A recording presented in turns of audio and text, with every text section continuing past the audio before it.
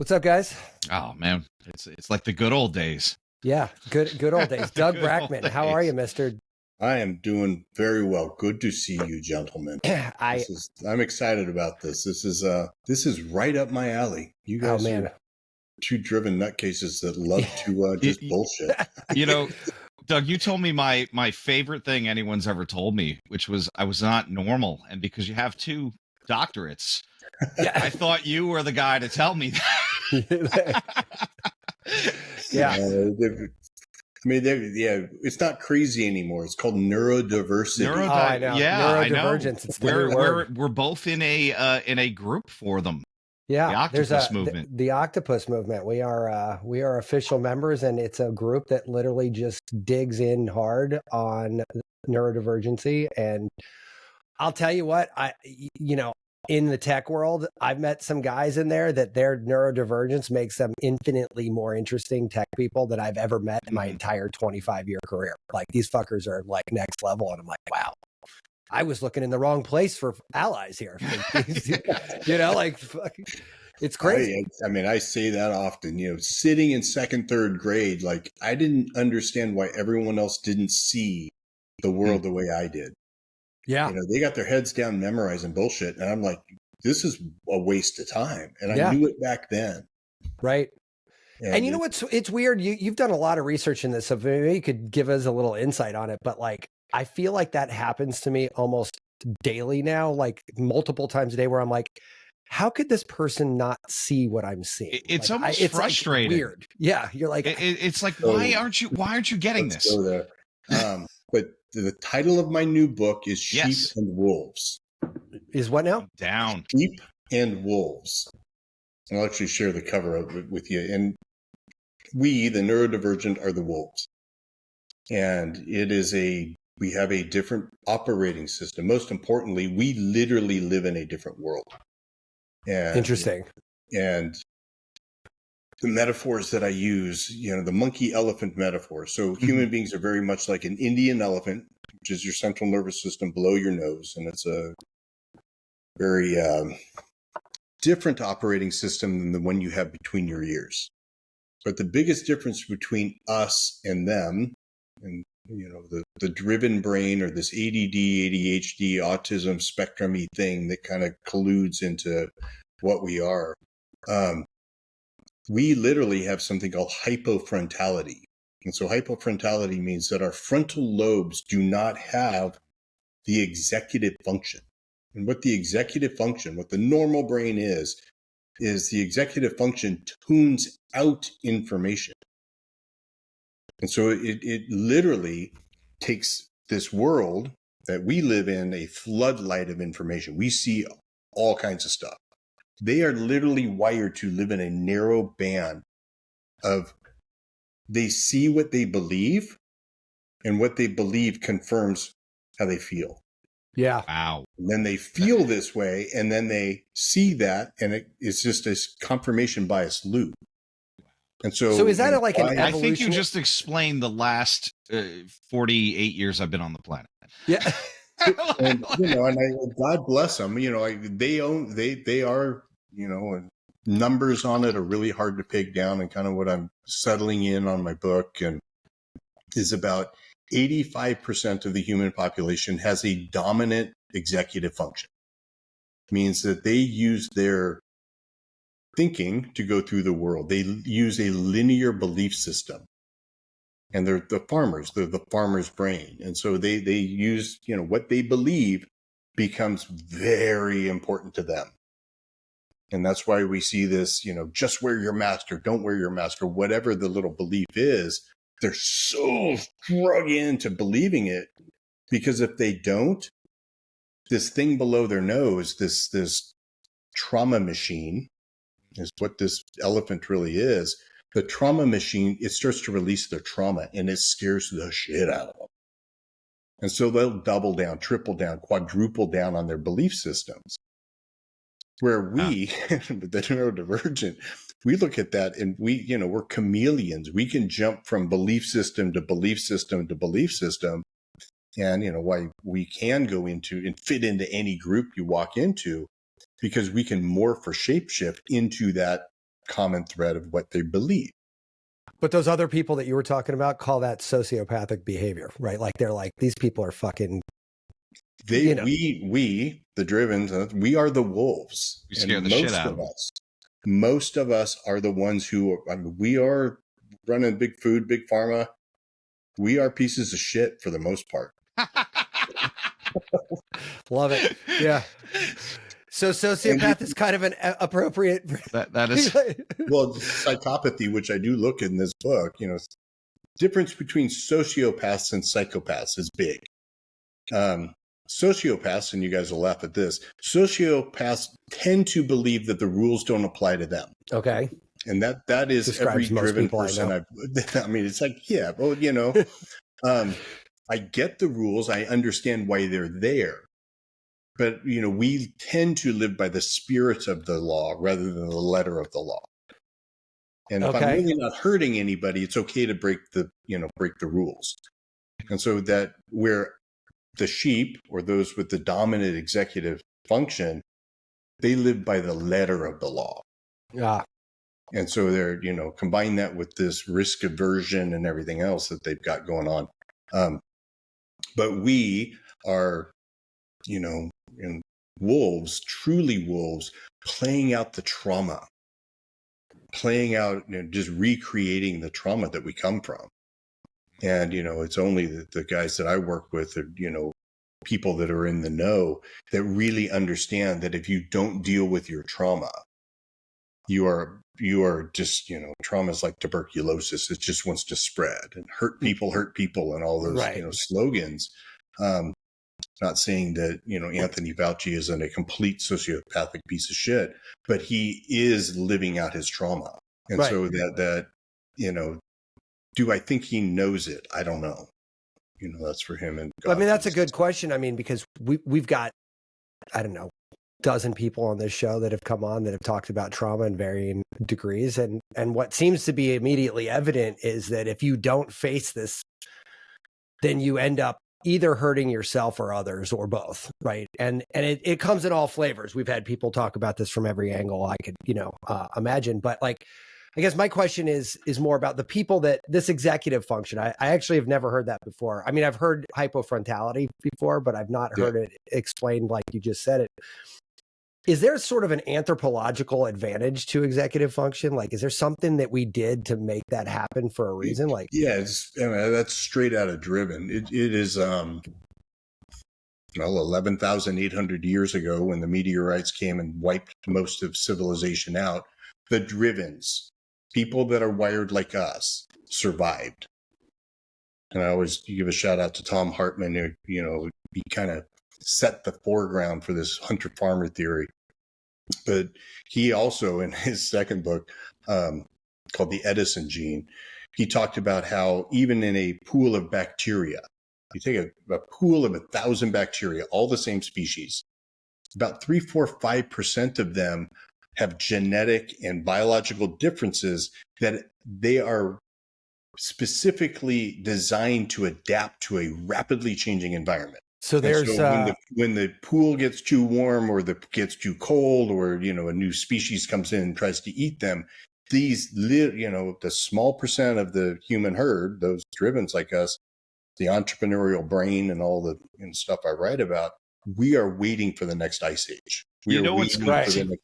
So there's alpha fucking bully sociopaths even in bacteria. I think that's hilarious. I feel like we got to hit the AI button now, because that's what a topic right now. Matt and I are like, this is an awesome tool, and other people are like, we're all gonna die, and we're like, no, you can use this. AI is the greatest invention for Drivens ever. I mean, oh my God, I just did 5 projects in the last 10 minutes. A slave that just gets shit done. Fast.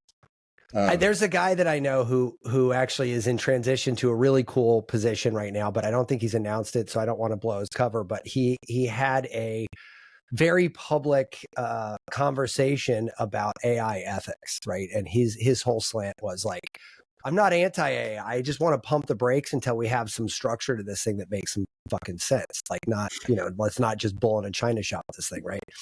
Well, it got the attention of some big ethics companies, and now he's going to be running one of them, but like he is a very smart guy. I would definitely classify him as a driven, but he's fucking terrified about where this is going. And the drum I beat with him is, why are you terrified? This is the best. This is what you've been waiting for your entire life and didn't know it, like, until it's here. And now it's here.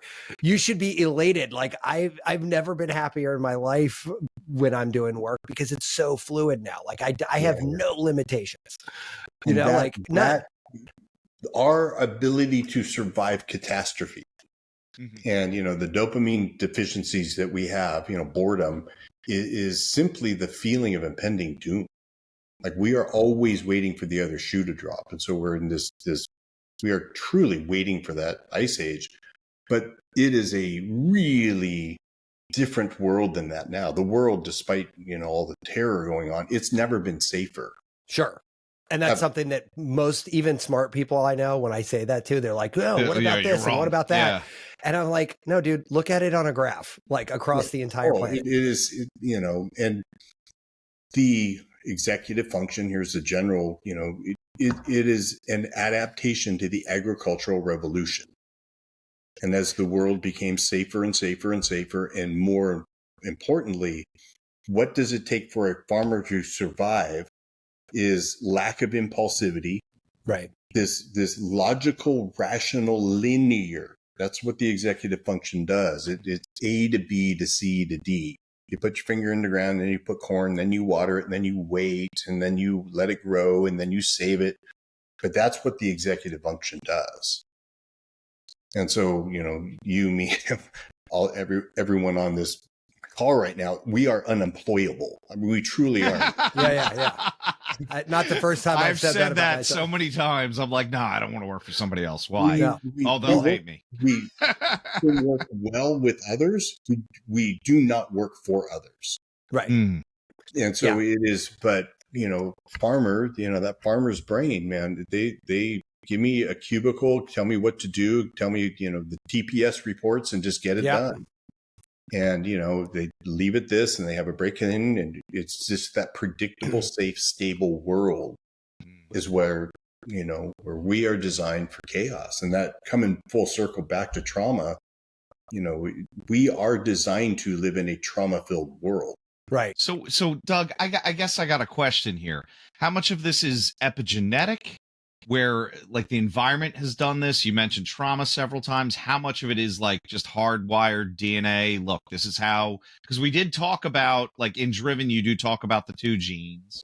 Yeah. And so since Driven, that was 2017, 16, it is completely taken off the table. Is it nature versus nurture? Mm-hmm, exactly. The answer is yes. You cannot separate them anymore. You can't, you know, Rachel Yuta in University of Tel Aviv, you can pinprick a baby, and only looking at its genetics, you can predict with 99+% reliability whose great grandparents were in the Holocaust. Wow. And so we are, it makes sense. You know, so I've heard that study before. They're still doing that, huh? Like they have. And that's so amazing how that expresses, because I was always taught, Breakfast at Tiffany's. Why is her name blanking? But she, you know, her parents survived the famine in Holland.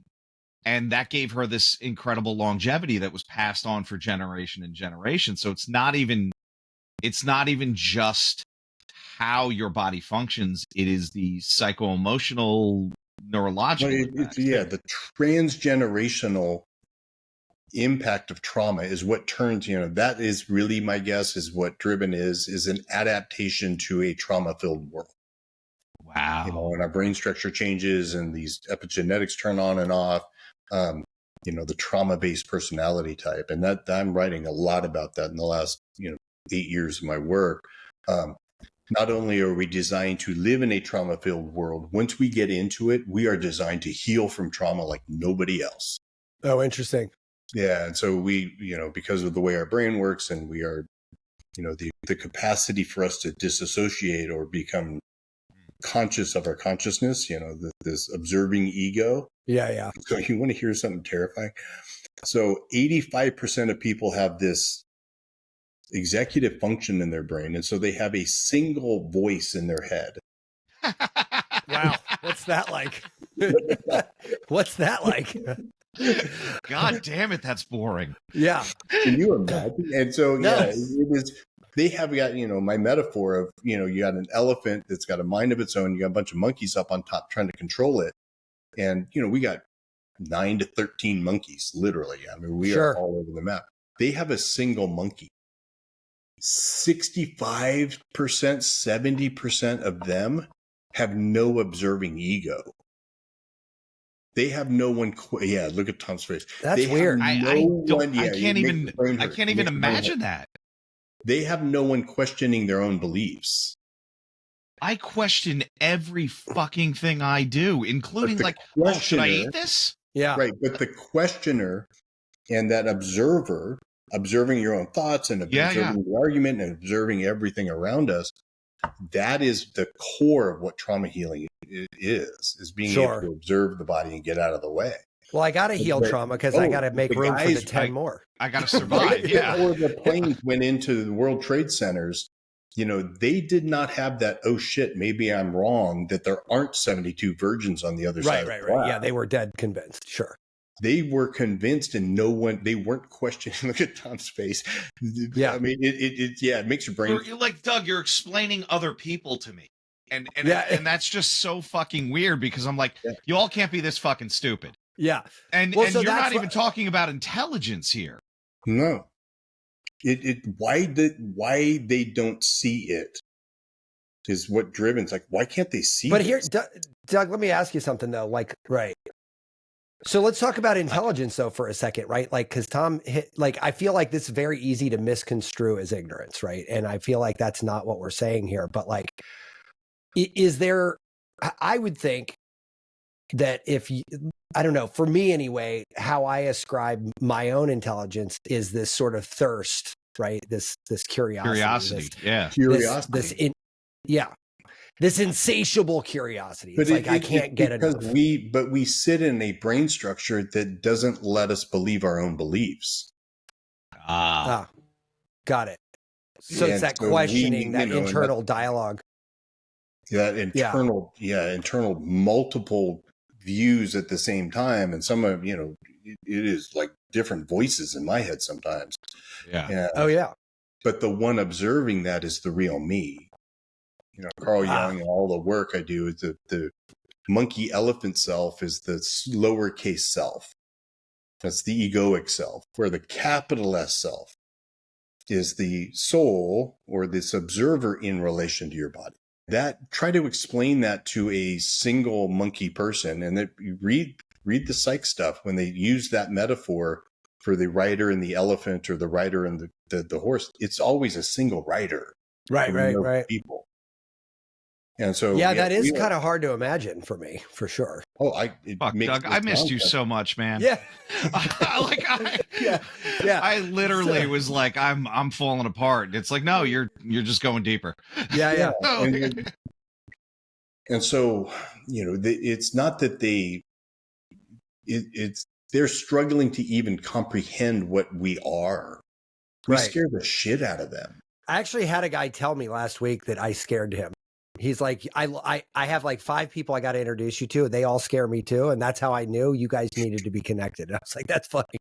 It's a weird yardstick, but okay, I'll take it, I guess. Yeah, that is the punchline of my new book, The Sheep and the Wolves. And we need the sheep. It's their world, truly. Right. But they are so easy to manipulate, and they are so easy to create the narratives in society. And what narrative and what's happening is you get all these sheep, they come up with 2 opposing narratives, and then they just throw rocks at each other. Yeah. It's your fault I'm feeling this. And that where we're sitting in the middle, many of us making money off them. Well, and that's the part. All right, I haven't figured that part out yet. So like, that's the part I was actually kind of angling at that as you're talking. I was like, and this is back to my sociopath comment, right? Like, I feel like sometimes when I can look at a situation and be like, okay, if I pull this lever and push that button, I'm going to take money from these 10 people, and they're going to think they got a value for it. So I'm not stealing it, but I feel bad because I know I'm manipulating them in a very conscious way, right? Like I'm aware of how to do that. And therefore, when I do it, or if I do it for my clients, 101, you know, and, you know, no, I get it, but that feels sociopathic to me. Like it feels like I'm doing a disservice, when in fact, yeah, you're getting into it now. Yeah. But drivens, you know, the wolves in this world, we don't know good from evil. No one does. Thomas Sewell, there is no, or that's actually Margaret Thatcher that said that there's no such thing as good and evil. There's only compromise. And, you know, if you look at the big picture, you know, it's a compromise. And so, but we do know righteousness. I can smell bullshit. I don't know what, you know, I know it's not right. And that is a different, Right. That's an embodied sense, but that's actually coming from your observer. It's coming from your conscience. And so that is a much deeper, and we go real deep into it because it's only going to be the healed wolves that can fight these power hungry, money addicted, trauma filled pieces of shit that are ruining the world. I don't know if I'm big food and big pharma, man. Oh man, yeah, all what of it. they did Yeah. with seed oils and what they've done. I mean, it is for money. Yeah. Oh no, we had a woman on giving 12 million, you know, COVID vaccines to infants, still doing it today. Didn't they just recently? I just saw. I haven't seen anything on. Did they pull it finally?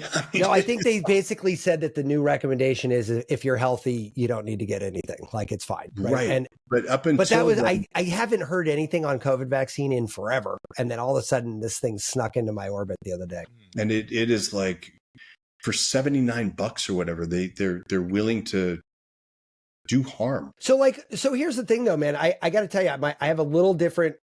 I agree with you at a macro level, but I think where I get into and talk about seeing like multiplicity in things, right? Like when I look at things like, you know, COVID vaccine, obviously hot button, third rail issue, like pretty much across the board, even in people who agree, they don't really all agree. But like, that's one of those things where I'm like, okay, you know what? There is never a perfect solution. And this is where I really feel like a sociopath. There's never a perfect solution. Somebody's going to die in every version of this story. There's only compromise. Like, right, exactly. So it's kind of like, okay, so if this vaccine, and I'm totally making up numbers, so none of this is real, but like, if this vaccine saves 1 million people, like kills 100,000, like, is that the right compromise? That's the trolley dilemma, right? Yeah, there. it's like, right, exactly. You're like, I'm not an ethicist. I don't know the fucking right answer here, but I'm not the guy who vilifies everything. That's why I'm so excited coming full circle again back to AI. AI is letting us look at big issues and looking at, you know, what is best for most. You know, if we use that as a compass for making decisions, I mean, shit. But know the consequences, because you know, good intention. Well, Goebbels and Hitler had good intention. Yeah, you know, I've heard that argument as well. To make the world a better place, and you know, their solution was, you know, well, we got to get rid of a few to have, you know, best for most, and it's like, right. Well, that's what I'm saying. And again, I certainly want to be clear here. I'm not likening the COVID vaccine to the Holocaust, but you just with this AI concept. So when sheep use it, and I think we could pull out some now we're using the vernacular.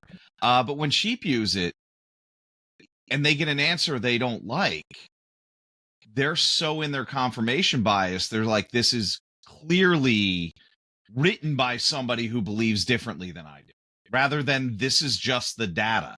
Right. And denial is something I do write about in my book. I just finished that book. A guy named Parky wrote a book about denial. Don't read it; it'll freak you out. I just finished that book. Literally, I got it on the list of 20 others. Dude, that book is fucking terrifying. You're right. Denial doesn't mean you know, I don't want to see something and you're, you know, deceiving yourself. It means you literally don't see it. Yeah. It does not exist in your world. You know, we all live in a simulation, you know, biological, neurochemical simulation, and we see what we feel. And so if that scares me and this doesn't, I'm going to only see this. Right. And so the sheep are keeping the trauma in their body. They stay in their head to stay out of the trauma in their body. And, as drivens, the drivens that aren't doing the trauma work and aren't getting healed and aren't doing the medicine work and all the other stuff that helps, they're just playing out their trauma of, well, I'm helping the world. And it's like, are you? Yeah. So if I'm a sheep and I'm like, what gets me off the couch to go to, say, a therapist? Like, I mean, if I'm locked and loaded in this like lane with one voice, like, why would I even do that? Right. Like, what motivates them? Right. Same pain, suffering, misery, fear. That's why cognitive behavioral therapy often works with, meds on boards. We look at your thoughts and let's come up with more positive thoughts, come up with a more positive belief system.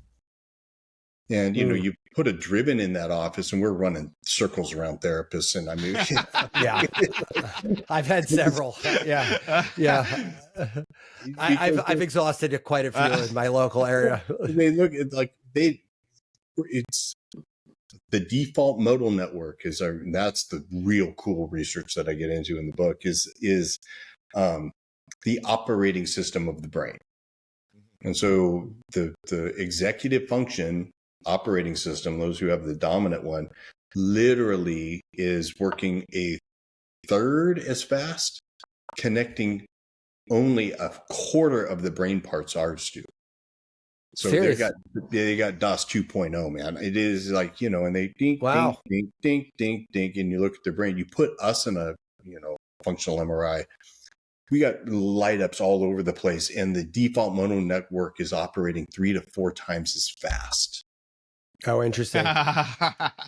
What's funny is I never knew that until right this second, but I feel like you just described my brain. Like, I'm like, oh, that makes sense. I'm like completely understanding what you're saying because like that is me every day. It's me right this minute.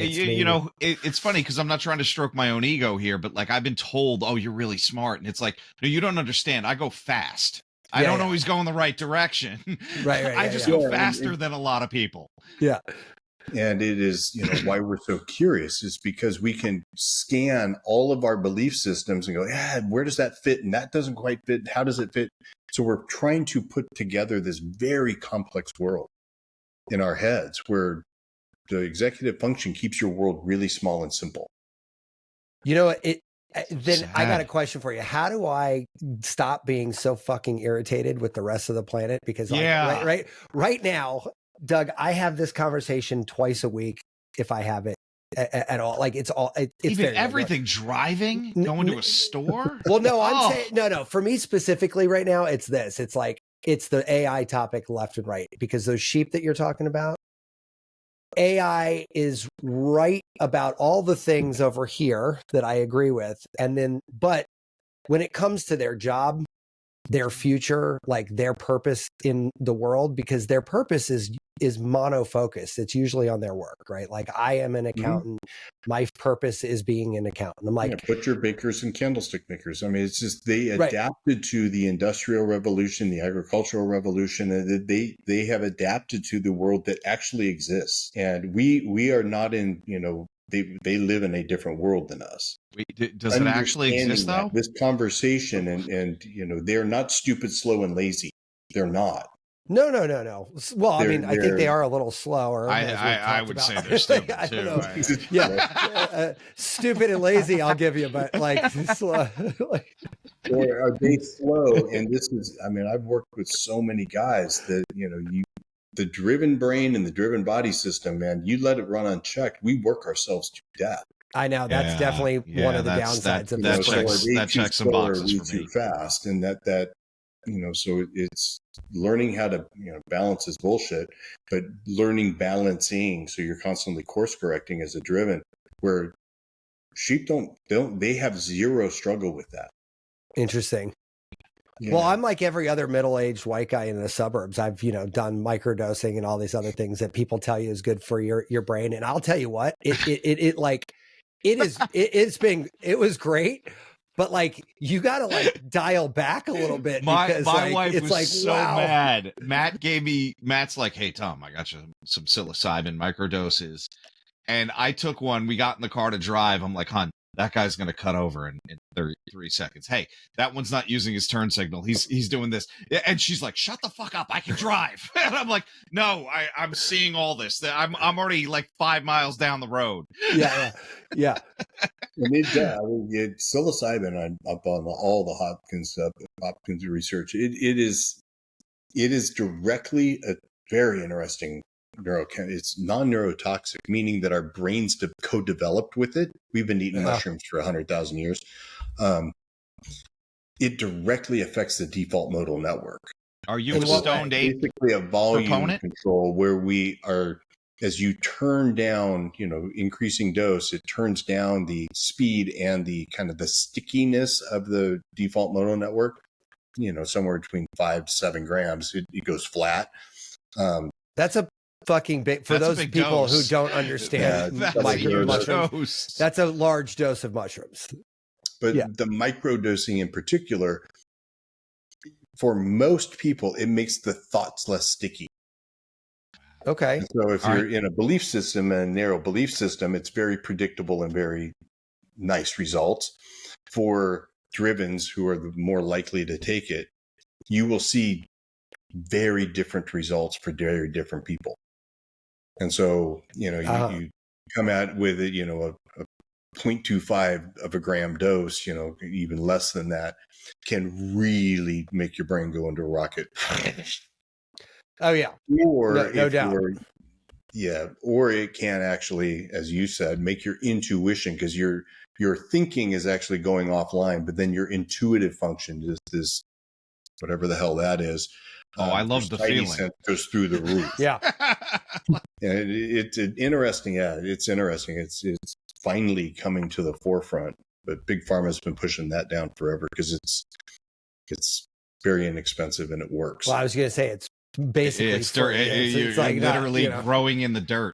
Yeah, I mean it's as cheap as it gets. I mean, really, honestly, and like here in DC, like I mean, you could go into a store and buy psilocybin. Yeah, I mean, anywhere. And like, it's kind of crazy. So it's very easy to get, right? People aren't even hiding it in Maryland either. Like they're just like, you want some? Yeah, here it is. Right? Yeah, I mean they're fucking everywhere. It's a good enough place to say it. And medicine work, call it whatever you want. Everybody doing psychedelics. It's been the best thing in the world for my business. Oh, of course. Because it is a tool that actually helps bring up trauma. Of course, yes. And what the default modal network does is actually, keeps your monkeys in charge of the elephant. When the monkeys start to really go offline, the body then can actually release all the trauma. So the running joke that I always say is that if you don't know what to do with all the worms you already got out on the table, don't open another can of worms. Right. Figure out what you're doing with the worms. And, I've got tens of examples of guys and women in particular. They go down and, I'm going to go do ayahuasca. It's going to heal all my problems. No, it's going to show you all the problems you need to heal. And so right. Yeah. It's not going to be a nice look. So yeah. I'm for it. But I think that's a good, but it's got to be in the context of understanding trauma healing. Right. And then what like that person that you're talking about right there, like they come back like a well integrated person, I would think would come back from that and be like, all right, here's my shopping list. Here's what I got to deal with. Yeah. Right. They've been dealing with their worms out on the table. They know what to do with them. They're able to step out of the way of the body, and it knows how to heal. 100 million year old healing machine. It's your monkey mind that gets in the way. Right. And so if you are able to actually get that, capacity, really the bandwidth to just let your body do what it needs to do, and you can just passively observe it, it'll heal. Particularly if you're driven, man, we drop trauma like nothing. It's amazing. And why do you think that personality type can do that? Is it basically a function of that survival mechanism? Like, hey, I can't hold this. I can't hold on to this because I got 10 other things coming. I know that around the corner. I got to fucking move. Yeah. And it's, we're also the neuropeptide Y, which I mentioned in Driven, and it's not widely researched, but I got somebody who's trying to synthesize it right now, which I'm excited about. Neuropeptide Y is the focus when you guys go into hyper focus. That is what neuropeptide Y is when you're playing the video game and you're completely consumed in the present moment. Yeah, it's flow state. When you are in that flow state, the mind, the body, and the soul, monkey, elephant, observer, three things are one. You are literally in that state and that flow state is naturally then able to it's a healing state under the right circumstances. If you're not focused on anything and you're actually in the present and you're able to drop in, which is dropping in that consciousness into your body, that is trauma healing. And so, so when I'm zoned out playing video games, I am actually working on myself. Is that what you're saying? Are you giving me carte blanche to play? Zoned into the present without the distraction of the video game. So it's the opposite. The video game. So what I'm hearing is I'm going to play video games after this. But oddly, Doug, the second I started typing in neuro, the first thing in the search bar, neuropeptide Y, which is very interesting. Yeah, and it is. I'm not familiar with this neuropeptide Y. It's the number one predictor of making it through buds.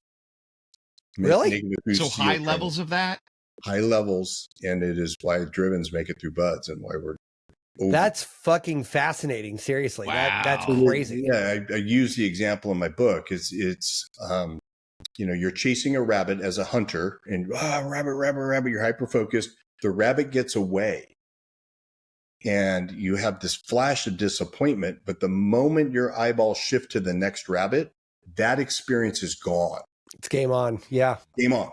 And you're able to actually transition from trauma to trauma to trauma so rapidly quick. And that didn't exist. It's still recorded in the body. And that's what, a lot of guys get into. Duke Nukem almost cost me a master's degree. I mean, that was a good game. God, I haven't heard the name Duke Nukem in fucking forever. All the bazookas loaded, and you start skipping them under the door, you can win. I don't play video games anymore. I don't do it because it's just I can't. Time vortex of hell. But that I almost crashed into a limo in real life. Grand Theft Auto, I had to put down. It is, yeah. But we as drivens, once we get on the other side and really start healing our trauma, we find out, what big teddy bears we are. We have massive hearts. I mean, we are the most sensitive. Oh, that's interesting. On the planet. You know what? I have Matt often and I said are balanced emotionally according to this voice diagnostic system that we did. He's like, yeah, we don't normally get two dudes in a row that are balanced out. I always said that though about myself. People are like, can you describe yourself? What's a quick way to describe yourself? I'm like, I am your biggest fan. I love you to death. But if you cross me, I'll slit your throat in public. It's that quick. Drive it driven crazy. It's accuse us of being a bad wolf, accuse us of doing something wrong without the opportunity for explanation. Right. We lose our minds. And because we know we're sensitive. I mean, we are very heart-centric people. These things are stinging a little there, Doug. Yeah, right. God damn it. Get out of my head. Oh, man. Yeah, you're killing me. Got comfortable a little. The Faucis of this world, either, through trauma or whatever, just don't have that heart connection. Their ventral vagal's completely shut down. Yeah, and I feel like that's the other thing that's happening in the world at large, right? Like you've got this movement of people, we've talked about medicine, plant medicine here a lot, right? But the fact that and things like that are happening at such a global scale now, I feel like there's a rise of people like us that are driven, intelligent, and also empathetic and curious and eager to help and all this other stuff. And then you've got these fucking old politician type people, and I'm not picking on just politicians, but you've got these people that are older that never got the memo that it's time to fucking work on yourself a little bit. Yeah. And we are all existing in the same plane of existence right now, but we're not. Right. And like it's causing a lot of fucking problems right now. Right. Like, You know, and I've often said, like, oh, once that generation's gone, right. shit's going to be awesome. Yeah. But an 18-year-old right now saying that about you and I, right? Oh, like, absolutely. Okay, but once fuck that them, fucking, because we're Gen Xers. I don't give a shit. Yeah.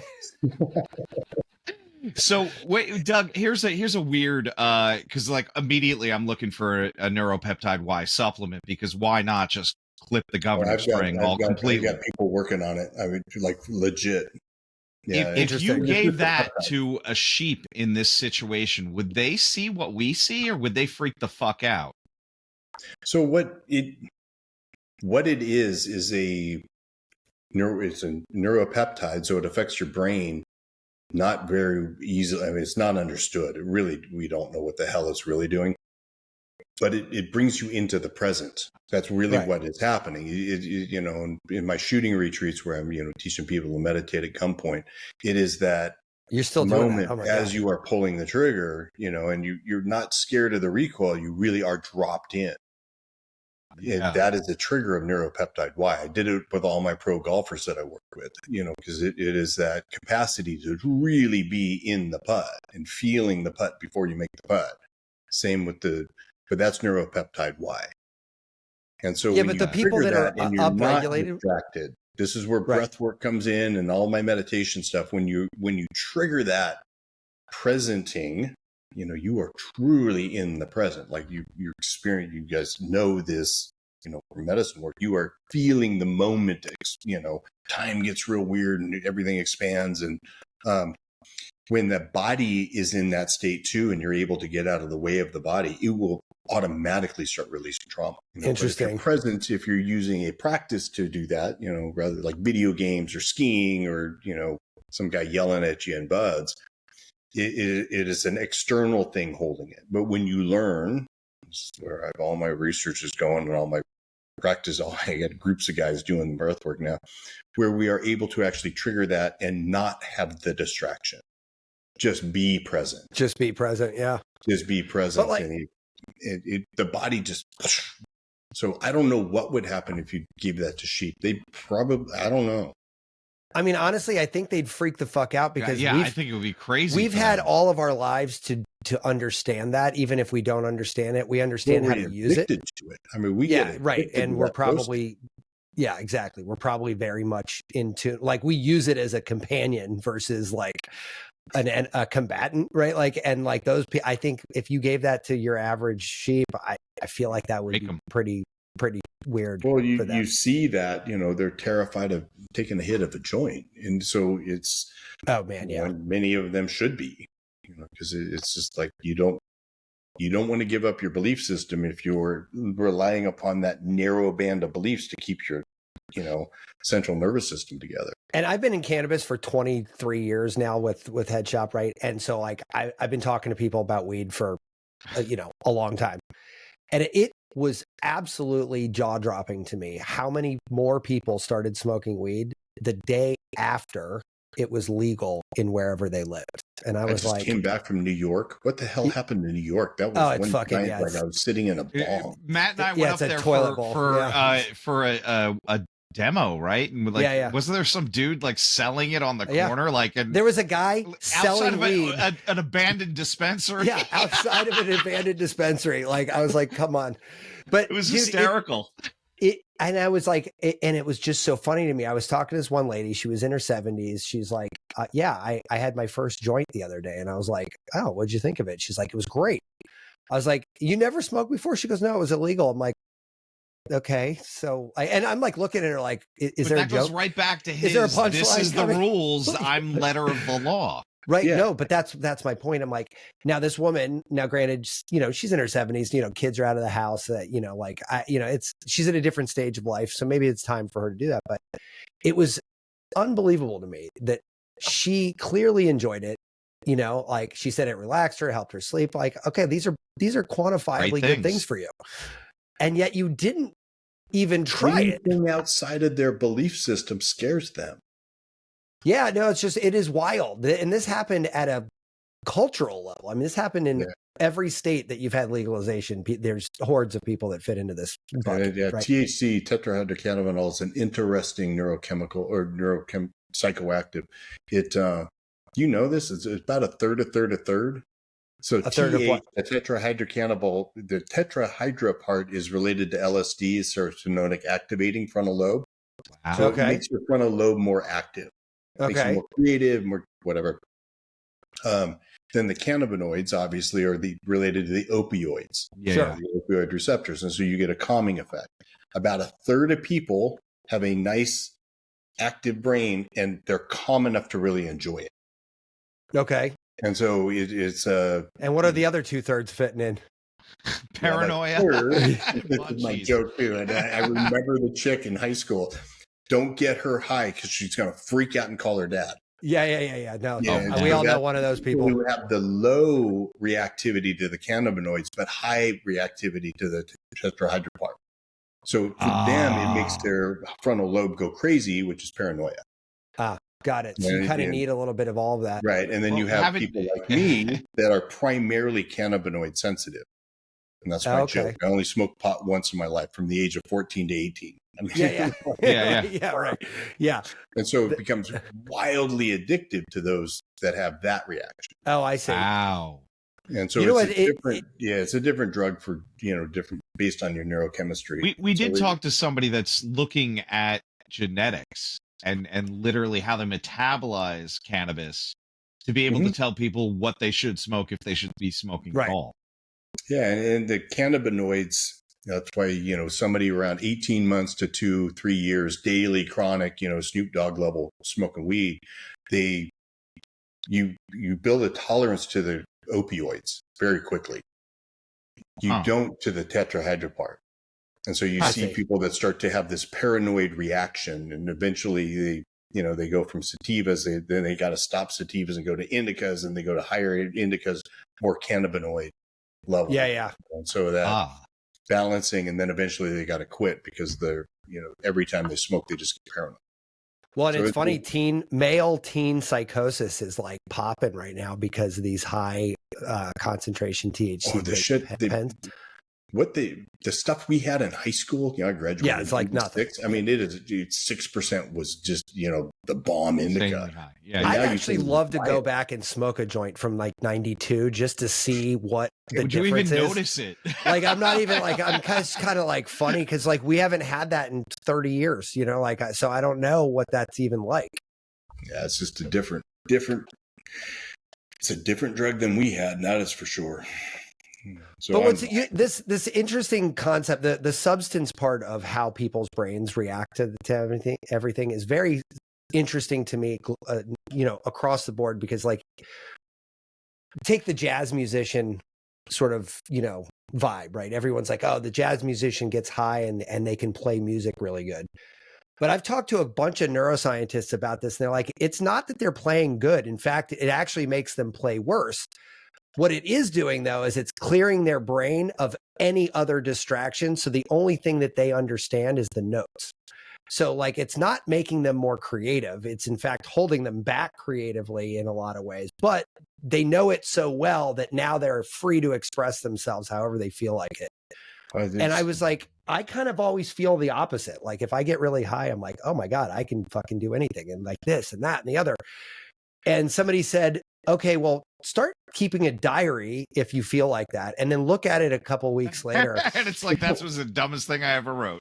But you know what, though? What I noticed is it didn't change at all. In fact, the same amount of ideas that I have right now, or if I was really high, that are dumb, are going to be dumb no matter what. Like they're just, you got to cycle through the shitty ideas to get to the good stuff, right? Like, and for me, just like a jazz musician, I almost look at it the opposite. I'm like, all right, if I got really high, I could just cycle through a bunch of dumb shit really fast and like kind of like start to get to the meat of what I'm trying to get at. And I don't have to worry about like, well, is this going to be possible to do? Can I afford to do this? Are the legislation around this favorable, or is the technology, like I'm not thinking about all the reasons why this idea shouldn't exist. I'm just thinking about like the idea, and then we'll sort out the logistics later. And That's what I teach all my clients. Your entire life is a split test. A/B. Sure. Go 30 days with, 30 days without, and play it. But keep see an what happens. accurate measure of what are you actually measuring is better. It makes my life better. Right. What does that even mean? Right. And I've worked with a lot of people that they do better. They are happier. They are more productive. They are better smoking, 3 days a week. Yeah. And I think there's people I know three's the that threshold. Yeah, 3. Do you know how many people I've heard say weed made me a better parent? 30 years ago, if you heard somebody say that, you'd be like, they take your kids from you. Yeah, they take your kids from you. Now, I mean, it's like, okay, well, talk to me about that. They're like, I don't explode anymore. I don't I'm less judgmental. I have a decompression button. Yeah. Particularly because it is the hypofrontality where it stimulates that frontal lobe. It makes you more curious. And if the cannabinoid calms your central nervous system a little bit and you're curious about your kids, you're a better parent.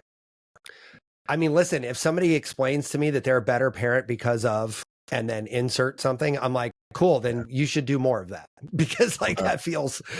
It's where I go with everything. You're still relying upon something external to you.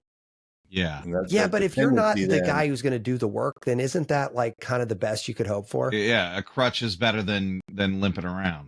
I mean, I don't get it. Yeah. It's, and I don't judge any of that stuff. I mean, it's not a judgment, but I'm saying from your vantage point, is it better? I mean, look, if this person, if this sheep is test, and why I push people away from smoking weed is because if you're on vacation and you don't have it and you've been using it to parent your kids, right, you're going to be a shittier parent. Right, I see what you're saying. Yeah. So if you don't have access, I'm gonna blow up on my kids, and and so it's that dependency. Can you become more curious about your kids without it? Yeah. Well, that's harder. I see. Exactly. And yeah. I say that about medicine too. It's that was said by actually Carl Jung said it. It's unearned wisdom. And so you get these amazing insights. You get all this stuff, but you didn't work for it.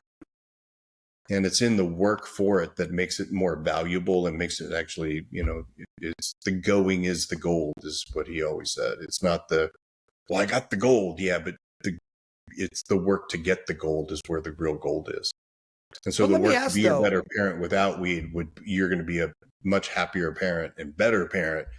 And, if you did the work. But I guess I'm curious about that concept about unearned wisdom, because if you know enough to know that that's a good rock to look under, then I feel like you are doing the work. Maybe not doing it the hard way. Okay, great. You might get better insight faster on a fistful of mushrooms, but having this sort of plan to do that in service of finding out something about yourself, I feel like is work. No, I also that thing stings. That whole phrase unearned wisdom really does sting. I almost feel like you might be able to look at it, you might be able to understand it, but are you using it? Yeah, that's the piece.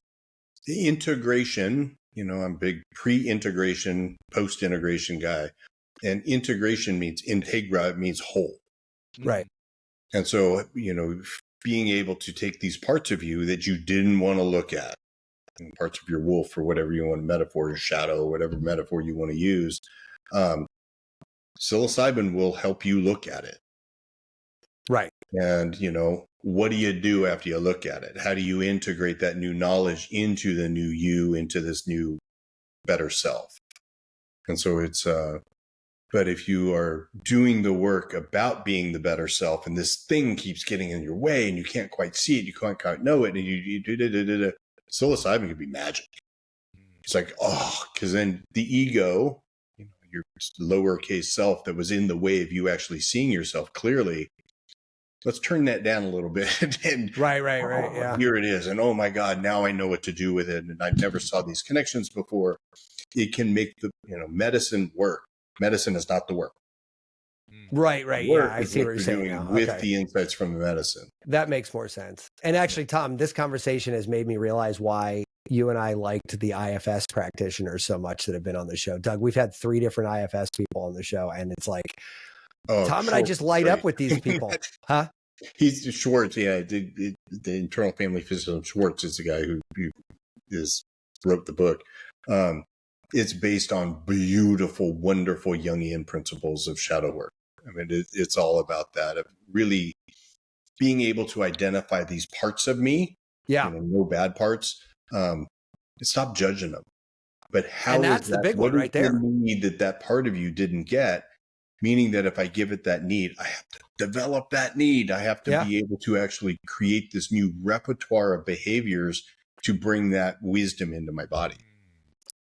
But based on this conversation, you're giving me all the reasons why I liked those conversations so much, because it helps me tap into this sort of multiple sort of voices, right? Like I could talk to each monkey individually, and that's kind of fascinating, right? Like I can, all monkeys are not created equal, I found out, right? And that's kind of hard to understand at first, but once you see it, it's really impossible to unsee it. And I think that's why I like gravitate towards that so much, because and I can be a little annoying about it, because when my kids are like, how are you doing? I'm like, well, today was a shitty day at work, but it's really nice outside and I had a good workout. So from the physical side of me, I feel great. From the work side, not so much. Right. Like, and they're like, I didn't need like a dissertation. And I'm like, yeah, but that's the thing. You asked a generic question and I gave you a specific answer and you're uncomfortable. That's what just happened.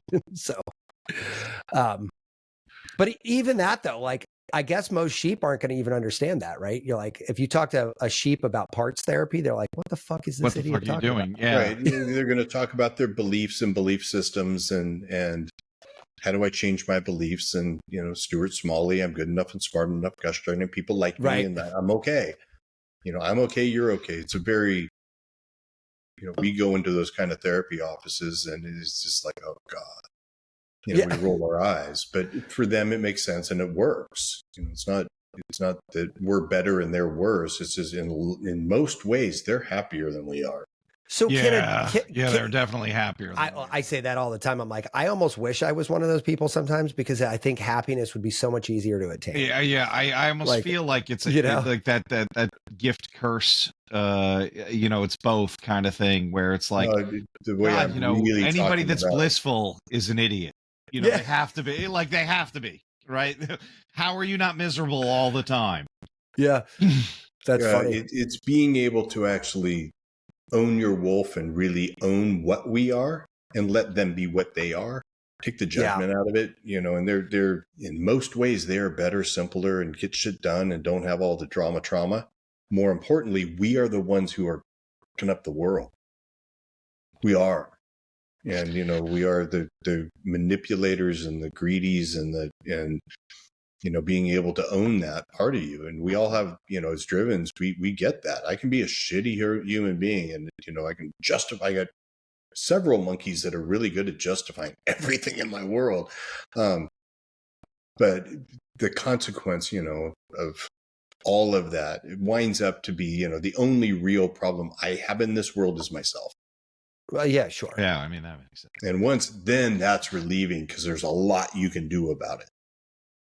So I guess the question there naturally is like, are drivens therapable? Like, can we go to therapy? Is there even a reason to? Like, I feel like, we're certainly not going to be in the same box as everybody else. And I almost feel like we think that's the therapist. Why my practice, I got a waiting list. I mean, it is.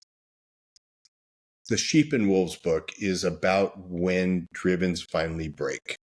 Doug, when does this drop? When does this book drop? Because I'm pushing July 31st, man. I am like on it, double down. So we're So we're coming up on it. Weeks, I will say like your driven book, the introduction brought me to tears. Because literally in it, you have a section. My wife had just yelled at me because the TV was on. She was sitting next to me on the couch. I'm reading the book, and you literally fucking say that in the introduction. And I was like, hon, I didn't think I fit in. Yeah. And I showed her the passage. It's highlighted. If I go get the book right now, you will see it. And I was like, son of a bitch. We feel so terminally unique coming out of the 12-step, which a lot of us are in 12-step. So the punchline to all of that is we will go to therapy when we have to. And, when it's the old 12-step saying too, when you hit bottom, stop digging. Right. Yeah. But we're also, we can blow rainbows up our own ass, and, we're resilient and we don't quit. So unless we really can look at ourselves from a bigger picture understanding, the aloneness piece, what Tom was just alluding to, is what makes us just go nuts. Yeah. Feeling like I'm broken, not fitting in, and alone. I often joke about that too. 2/3 of us, or at least, we're totally fucked off as on our addictions, whether it's sex, drugs, money, rock and roll, women, whatever. Yeah, whatever. Anything to distract us from our inner world of angst. And, finally something will hit you hard enough where you go splat, and you got to look at yourself, whether it's a divorce or whatever, it doesn't matter. But when you do that and you actually have the driven framework and you have this understanding for trauma healing, and it's like, oh shit, then you get on the other side. It's like, all right, I'm going all the way. I'm going to heal this body completely. And it's my long-term clients, some of my long-term guys. I mean, they are living lives that you just cannot believe how much love and success and abundance and joy and, squeezing every single moment they can just to feel alive. We live. And like, do they get to a spot where like that is sort of, because that was going to be like the next thing is like, okay, so when you say heal, working on healing, if you're always waiting for the next ice age, like what is healed in this regard? And do right? all the monkeys quiet down? What happens?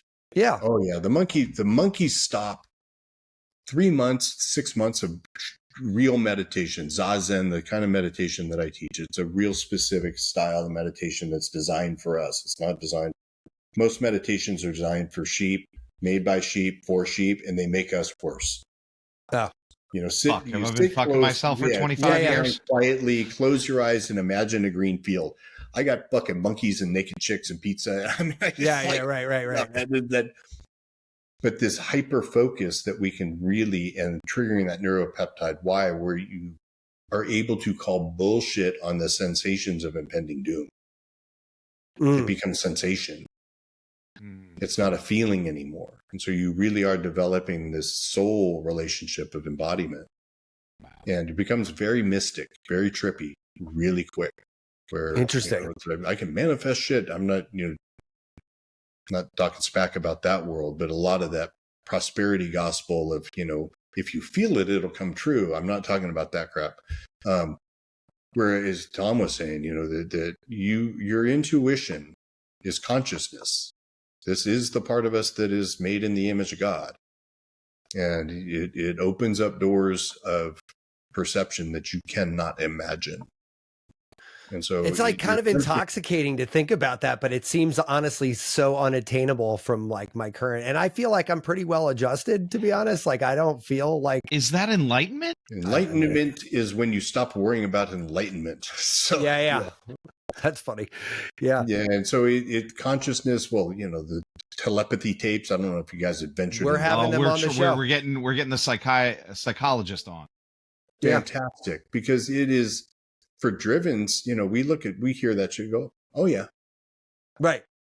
Yeah. I mean, like, honestly, that made me cry just because I'm like, oh shit.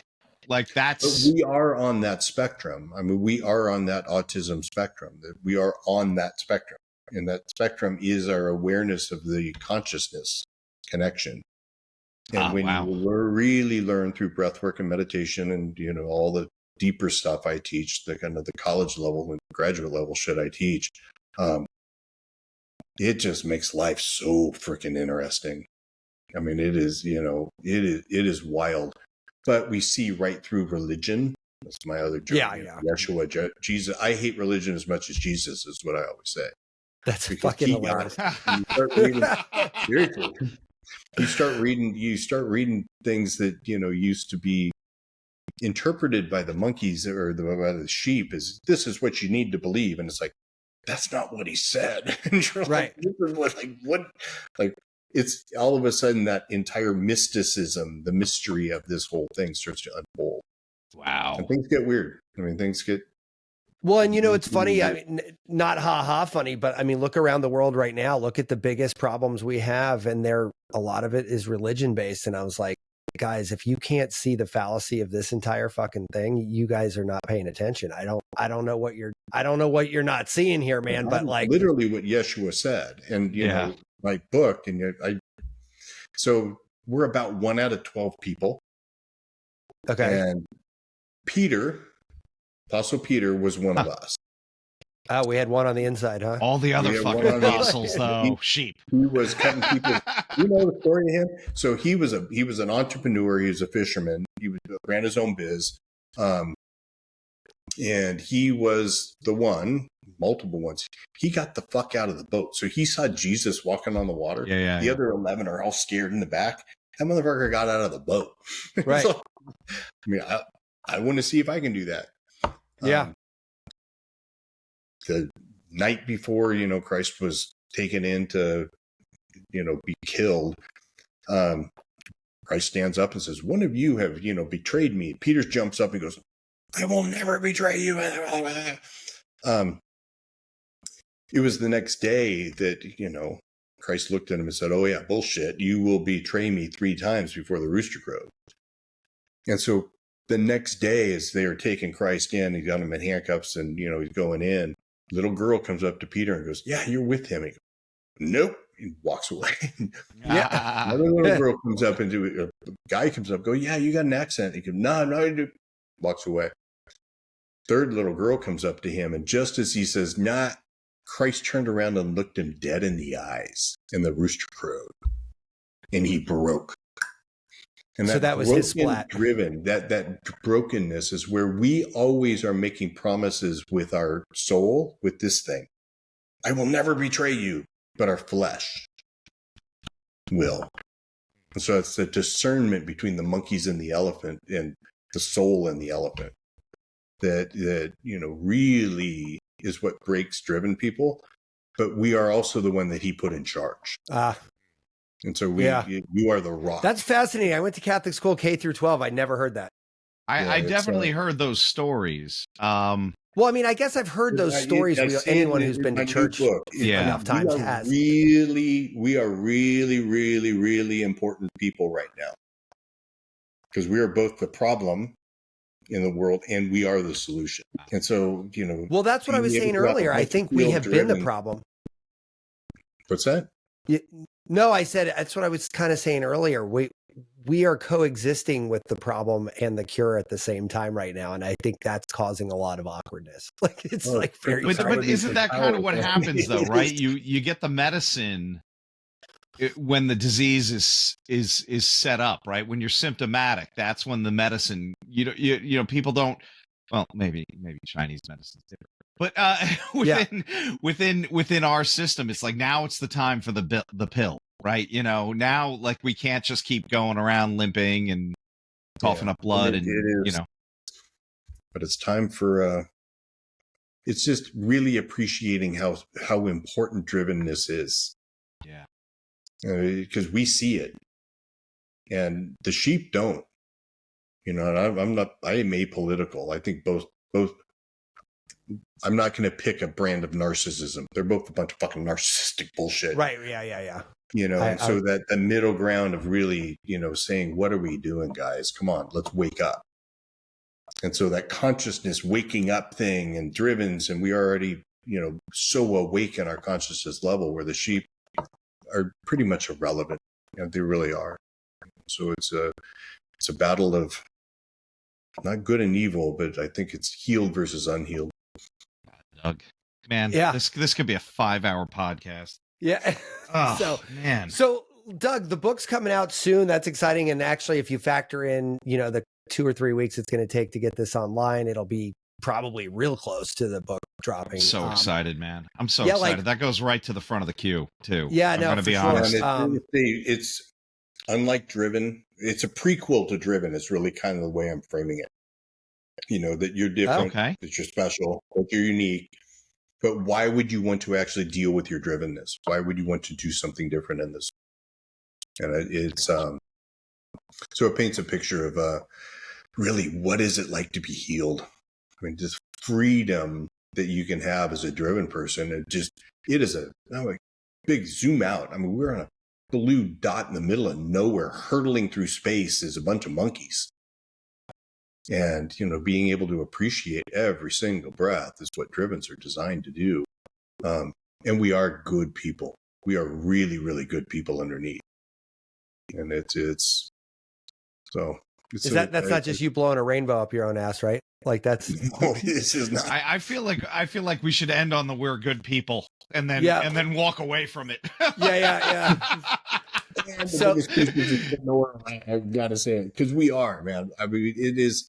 We can justify and rationalize. We are Goebbels. We are Hitler. We are Genghis Khan. We are Stalin. And so we don't have to be. And so it's but I don't know who's going to battle these people unless it's going to be others that can see another one of us. Yeah.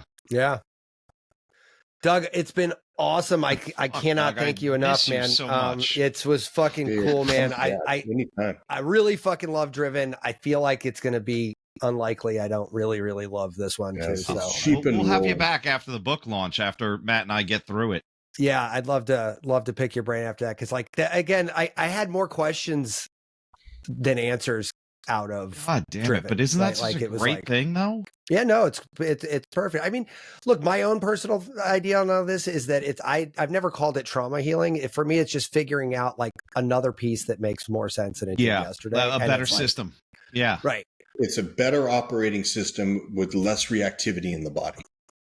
Right. So, what trauma literally does, it takes the reactions, the reflexes out of the body when you get a radar ping to your trauma.